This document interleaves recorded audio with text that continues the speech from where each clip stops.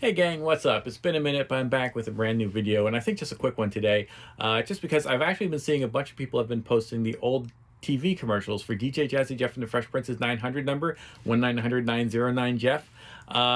And those are out on YouTube. You can watch those, on those channels. Just like search them, you'll find them easily. I'm not going to put them here because I don't want to just kind of jack somebody else's content. But I do have something to add, so I want to make this video because one thing I see in all the comments, everybody says, oh, did anybody actually call this number? Will they actually say who called this number? And from what I can see, nobody's replying yes and actually giving any answers. And let me tell you, I called that number. So here we go. Yeah, I was just the 100% perfect right age for DJ Jazzy Jeff and the Fresh Prince at that time. Like 1988, 1989 when they came out, or like when that 900 number came out, that was between like their first and their second album and then onto their second album.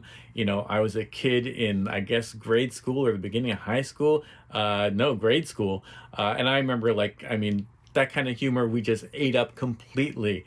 There's a girl in my school named Beth, and like she couldn't get the album, but me and my friends had it, and we used to call her on the phone and we tell her, oh, there's this crazy song on here, it's so funny, and you can't believe it, and we'd rap the lyrics to her on the phone, but we'd only know like a couple lines, we only heard the album once or twice, and so then we'd call her back and like, okay, we learned more of it, and she'd be laughing and cracking up, and we'd pass the phone back and forth, and it's like, no, it goes like this, like I still have it memorized to this day. Let's get busy, baby. Be like, listen up, Toots. I like your looks. I used to see girls like you in those girly books. I'm losing my mind, but it's not lost yet. I pay $1,000 just to see your silhouette. Red is a rose's color, blue is a violet's. Here's my number, baby. When you get home, dial it up, and so on. And like she'd just be cracking up. Like that level of humor in our age, that was us. And by the way, looking back on it, Toots was like a big comedy word for the Fresh Prince back then. Between this, Parents Just Don't Understand, Girls Ain't Nothing But Trouble, he used it over and over again for that brief bit of time there.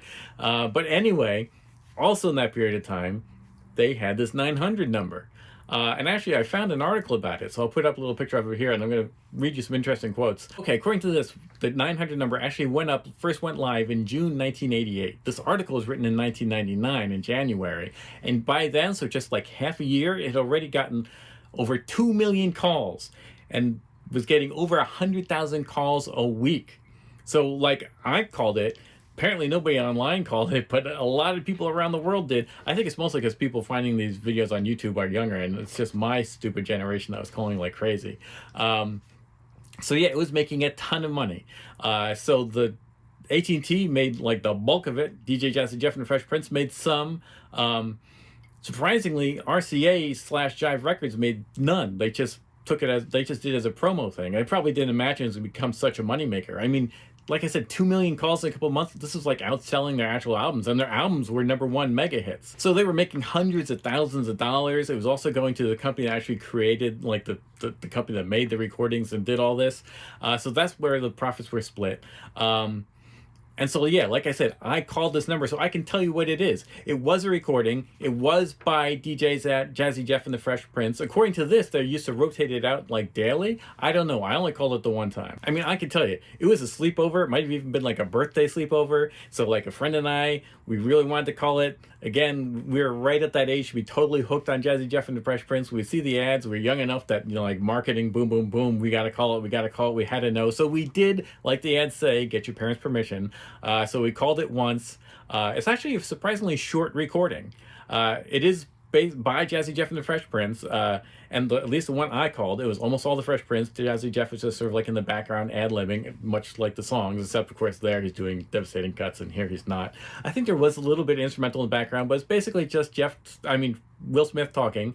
And it's a short recording. It's like 2 minutes, and then it loops. So you just call, you listen to it real quick. In my case, I listened to it. It looped. I passed it to my friend. He listened to it, and then we hung up. So it actually wasn't that expensive. It was probably like less than, probably like $8 or something. The article actually mentions one of the messages was something about Jazzy Jeff going on tour worldwide for the first time. And they talked about seeing like the ocean from the other side of the ocean.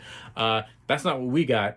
I got one. It's just sort of like a funny anecdote. Again, Will Smith is doing all the talking. This is it. This is what you want to know. This is what everybody's asking online. So he's telling a story about how Jazzy Jeff wanted to impress girls, and so he got a new Jeep and he bumped it up with a sound system, like huge mega speakers, boom, boom, boom. Of course, this was in the time of like, cheap ass to buy Massa Ace and all that kind of stuff and booming systems. So this is right at that time. This is the story. He's like, oh, we got big mega woofers and all this. And we pulled up to this girl's house, and he drives up and he cranks it up and he plays it.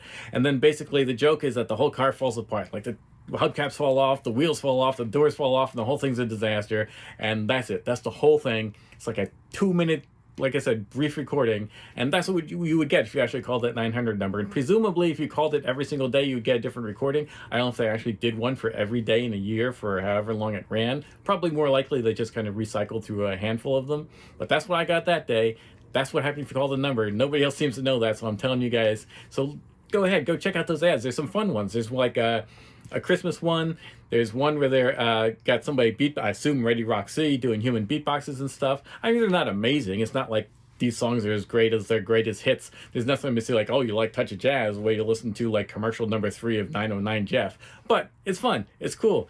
And just kind of a crazy bit of history that has been dug up online, and I'm able to contribute this little bit to it. So that's it. That's the whole thing for me. I'll see you guys next time. Thanks for watching. Bye-bye.